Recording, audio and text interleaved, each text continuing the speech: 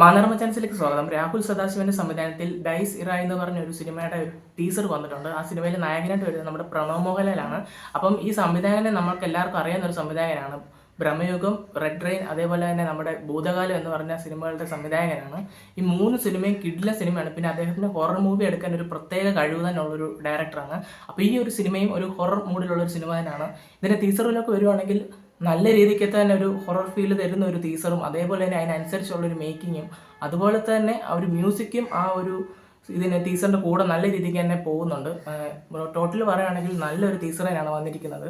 പിന്നെ പ്രണവ് മോഹൻലാലിൻ്റെ career best സിനിമയാകാനും സാധ്യതയുള്ളൊരു ചിത്രമാണ്. ആക്ടിങ്ങിൻ്റെ കാര്യത്തിലാണെങ്കിലും ഒക്കെ ഒത്തിരി സ്കോപ്പ് ഉള്ളൊരു സിനിമയാണ് തോന്നുന്നു കാണുമ്പം. എന്തായാലും ഈ സിനിമ വലിയൊരു വിജയമായി മാറുമെന്നുള്ള കാര്യത്തിൽ ഒരു ഡൗട്ടും ഇല്ല. ഹൊറർ പടമാണ്. നല്ല രീതിക്ക് തന്നെ നമ്മളെ പീഡിപ്പിക്കുന്ന രംഗങ്ങളൊക്കെ എന്തായാലും ഈ സിനിമയിൽ കാണും. ഈ ഒരു സിനിമ ശരിക്കും പ്രണവിൻ്റെ ഒരു വേറിട്ടൊരു സിനിമയായിട്ട് നമുക്ക് ഉറപ്പിക്കാം. കാരണം പുള്ളി ഇതുവരെയായിട്ട് ചെയ്തിരുന്നതിൽ നിന്ന് ഒന്നും മാറ്റി ചവിട്ടുന്ന ഒരു സിനിമയായിട്ട് നമുക്ക് തോന്നുന്നുണ്ട് ഇതിൻ്റെ ഒരു ടീസർ കാണുമ്പം. ഡയലോഗ് ഡെലിവറി ആണെങ്കിലും ഒക്കെ ആ ഒരു ഫീല് നമുക്ക് കിട്ടുന്നുണ്ട്.